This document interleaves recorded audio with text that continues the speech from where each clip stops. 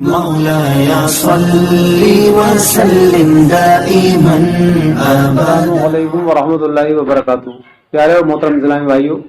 ایک نیا ویڈیو لے کر کے حاضر ہوا ہوں، آخر تک ضرور دیکھیں۔ اگر اب تک سبسکرائب نہیں کیا ہے چینل تو سبسکرائب کر لیں، نور ایمان چینل، اور فیس بک پر ہیں تو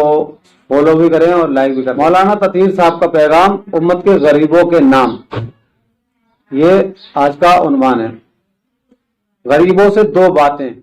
اے میری قوم کے غریبوں، ناداروں اور مفلسوں، ناتوانوں، بے کسوں، مجبوروں، پریشان حال لوگوں، مجھ کو تمہاری حالت دیکھ کر ترس آتا ہے اور میرا دل دکھتا ہے، خاص کر جب میں تمہیں جوئے، شراب، گانوں، تماشوں، سنیموں میں دیکھتا ہوں، نمازوں کے وقت باتیں ملاتے اور یا سوتے دیکھتا ہوں، رمضان میں دن میں کھاتے پیتے دیکھتا ہوں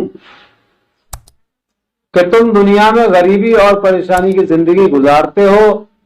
اور تم نے اسلام چھوڑ کر خدائے تعالی کو ناراض کر کے عذاب اور جہنم کی آگ کے لیے بھی اپنے آپ کو پیش کر دیا ہے۔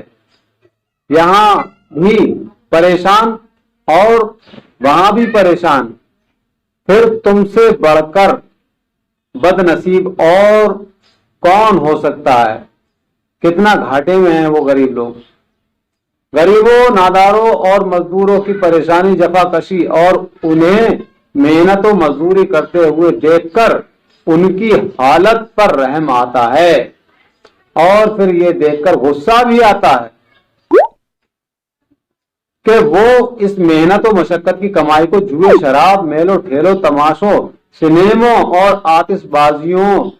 غیر شرعی رسموں اور رواجوں میں گواتے ہیں اور دنیا اور آخرت دونوں کو برباد کر لیتے ہیں۔ ارے دنیا تو دکھ میں کٹ رہی ہے، آخرت کی ہی تیاری کر لو، ہو سکتا ہے اس ذریعے سے دنیا بھی سکھ میں بدل جائے اور اللہ کی رحمت سے کچھ بعید نہیں، بے شک وہ نہایت بخشنے والا اور بڑا مہربان ہے، اور اس سے کوئی گلہ شکوہ نہیں کیا جا سکتا، یعنی اس پر کوئی اعتراض نہیں ہو سکتا، اور اس کی ذات اور ہر بات پر ایمان لانا ضروری ہے، خواہ وہ عقل میں آئے، عقل قبول کرے یا نہ کرے، کیونکہ اس کی ذات عقلوں سے بلند ہے، اور ہمارا ایمان ہماری عقل و دماغ پر نہیں بلکہ اللہ اور اس کے رسول کے فرمان پر ہے،